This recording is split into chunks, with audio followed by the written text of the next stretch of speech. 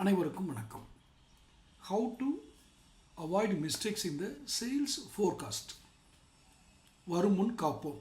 என்னுடைய முந்தைய வீடியோவில் நேற்று வெளியிட்ட வீடியோவில் கூட அந்த வார்த்தையை பயன்படுத்தினேன். சேல்ஸ் ஃபோர்காஸ்ட் அப்படிங்கிறது வருமுன் காப்போம் அப்படிங்கிறத விட இன்னும் பொருத்தமானது என்ன அப்படின்னா முன்பே திட்டமிடல்.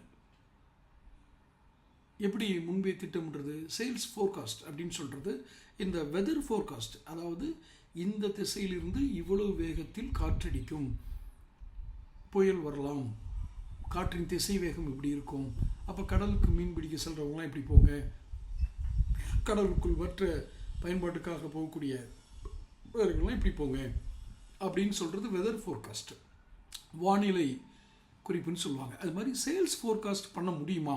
முதல்ல அந்த கேள்வியை நீங்கள் கேளுங்க. ஒரு ப்ராடக்டோட சேல்ஸை ஃபோர்காஸ்ட் பண்ண முடியுமா? முன்கூட்டியே திட்டமிட முடியுமா? இவ்வளவுதான் அப்படிங்கிறது திட்டமிட முடியுமா? அப்படின்னு முடியும் அப்படிங்கிறத ஒரு நிறுவனம் நிரூபித்து கொண்டிருக்கிறது. ஏற்கனவே இதை பற்றிய குறிப்பு இனி முந்தைய வீடியோலேயே சொல்லியிருந்தேன். கோத்ரேஜ் மாதிரி நிறைய கம்பெனிகள் இருக்குது. ஆட்டோமொபைலில் எடுத்துக்கிட்டிங்கன்னா கேஸ்ட்ரால்னு ஒரு கம்பெனி இருக்குது. அதாவது என்ஜின் ஆயில், என்ஜினுக்கு நீங்கள் பயன்படுத்தக்கூடிய ஆயில் உற்பத்தியாளர்கள் கேஸ்ட்ரால்.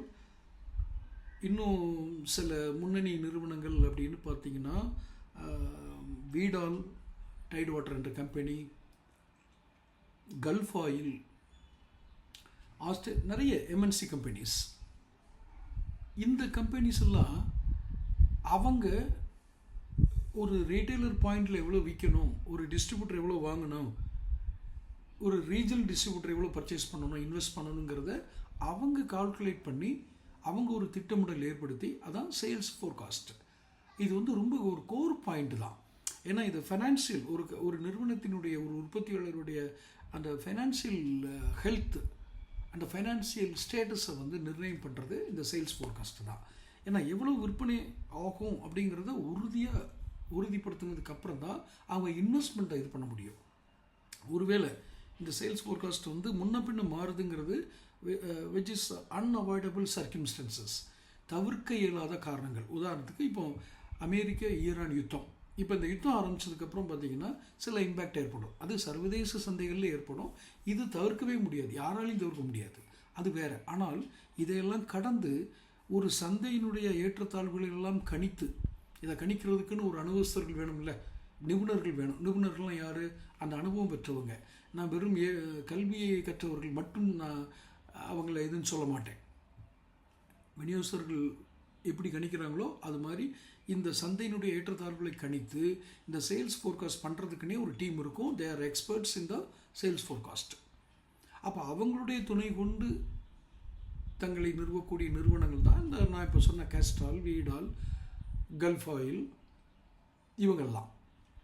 இத்தனை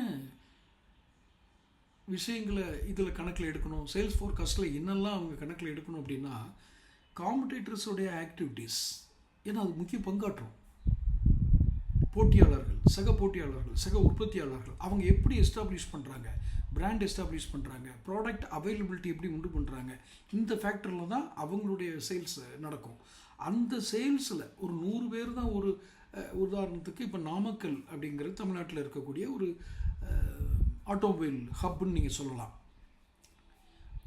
ஆட்டோமொபைல் தொழில் நடக்கக்கூடிய லாரி, அந்த வாகனங்கள் அதிகமாக பாப்புலேஷன் அதிகமாக இருக்கக்கூடிய நகரங்களில் ஒன்று நாமக்கல், திருச்செங்கோடு, இதெல்லாம் இந்த பக்கத்தில் இருக்க நகரங்கள்லாம் இதில் முன்னணியில் இருக்க நகரங்கள். 25,000 லாரி இருக்கிறதா நான் ஒரு 10 வருஷத்துக்கு முன்னாடி கணிச்சிருக்கேன்.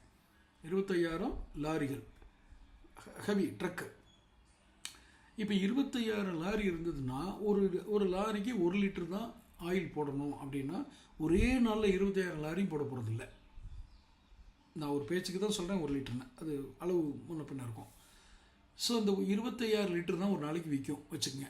இதில் 25 கம்பெனி போட்டிக்கிடுறாங்க. அப்போது ஒரு ஆளுக்கு 1 லிட்டர் தான் ஒரு நாளைக்கு விற்பனை இலக்கு. இதை ஃபோர்காஸ்ட் பண்ணிவிட்டு இதில் இந்த 25 காம்படிட்டரும் ஒரே மாதிரி இருக்க மாட்டாங்க. தங்களுடைய விற்பனையை கூட்டுறதுக்காக சில ஆஃபர் கொடுப்பாங்க. அப்போ ஒருத்தருடைய வியாபாரம் பாதிக்கும்.